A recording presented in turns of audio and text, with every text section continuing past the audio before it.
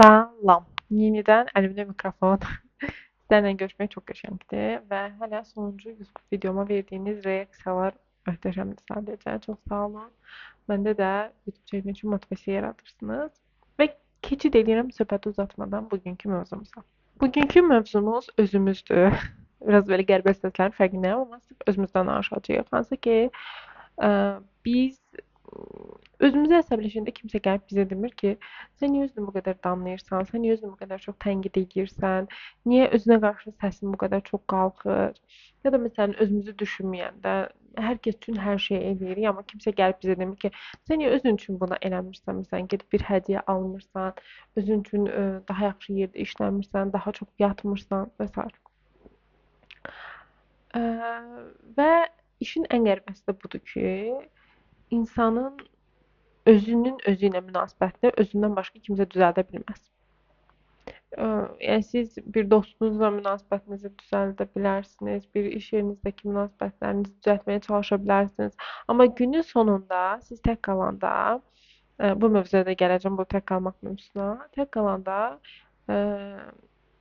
özünüzlə olan münasibətinizi çox adam oturub düşünmür ki, mən niyə özümə qarşı beləyəm, daha nəzakətli necə ola bilərəm? Çünki bu yaradılış elə bir şeydir ki, yəni insan yaradılanda elə bir şəkildə yaradılıb ki, 7/24 və bütün həyatı boyunca ola bildiyi yeganə insan sadəcə özüdür. Biz öz daxili səsimizi də, beynimizdəki səsləri də daima özümüzdən daşıyırıq. Və gələk tək qalmaq mövzusuna, hansı ki, Azərbaycan ailələrində çox tək qala bilmirik, hansı ki, istədiyimiz rahat komfort zonamızı yarada bilmirik və bəzən tək qala bilmirik. Bu mümkündür. Bir də son dövrlərin trend sözlərinə hər zaman deyirəm bunu, gedib bir kofe shopda oturub tək çay içmək sizin özünüzlə ya da tək kofe içmək sizin özünüzlə qalmağınız deyil. Burada tək qalmaq deyəndə özünüzlə açıq şəkildə söhbət eləməkdən danışıram. Çünki biz insanıq və insan ən çox da özündən qaçır. Özümüzə qarşı nə vaxt dürüst oluruq? Bu sualın cavabını yazarsanız kommentlərə müzakirə eləyərik. Önəmli sual, özümüzə qarşı niyə dürüst ola bilmirik? Az öncə soruşdum ki, özümüzə qarşı nə zaman dürüst oluruq? Bu da cavabını yazarsınız kommentlərə. Biz niyə dürüst ola bilmirik? Bizi ayaqda saxlayan bizim komfort zonamızdır. Əgər tez-tez həyatımızı dəyişmiriksə, tez-tez o komfort zonamızdan çıxmırıqsa, bizi ayaqda saxlayan ümumiyyətlə həmin komfort zonamızdır. Çünki beyin qəribə bir orqandır və beyin rahat olduğu yerdən heç bir zaman getmək istəmir. Çünki beynimizin amigdala deyilən bir bölgəsi var, hansı ki bizi ayaqda tutmaqla, yəni onun vəzifəsi bizi ayaqda tutmaqdır. Komfort zonamızdan çıxmaq istəməyən bir, ümumiyyətlə insan rahatı sevən bir canlıdır. Və özümüzə niyə dürüst ola bilmirik? Yaşadığımız hal-hazırki situasiya bizə rahatçılıq verir. Əgər biz həmin o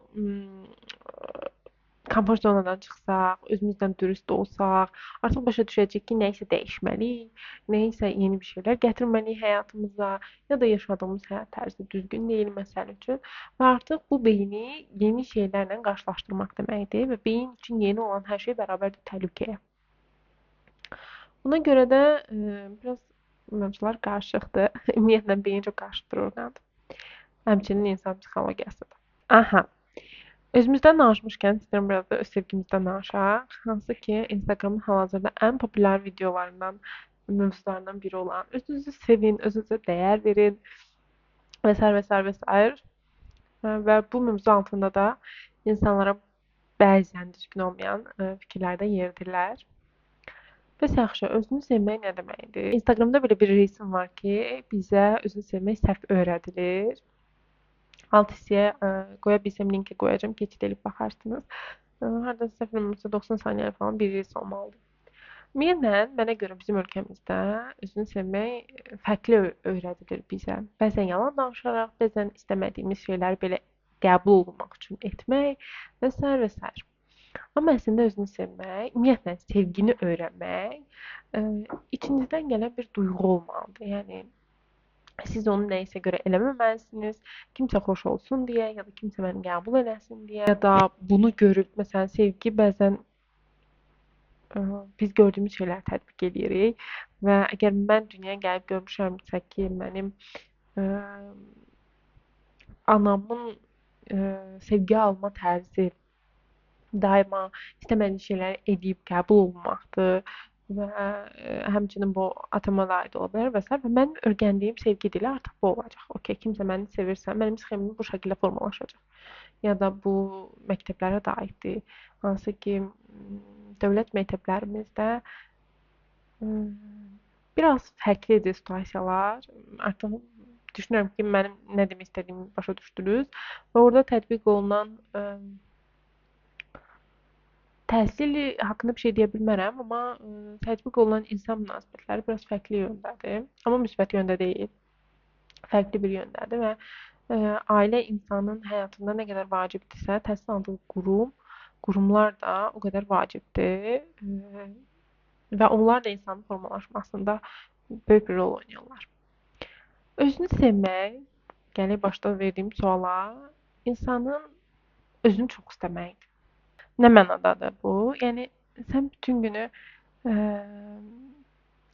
gününü bir insanlara xərcləyə bilməzsən ya da istəmədiyin halda əgər bir rəfiqən gəlib sənə gəl bura gedək deyirsə və sən onu istəmirsənsə, hər dəfə o istəmədiyi üçün getmək özünə olunan bir haqsızlıqdır.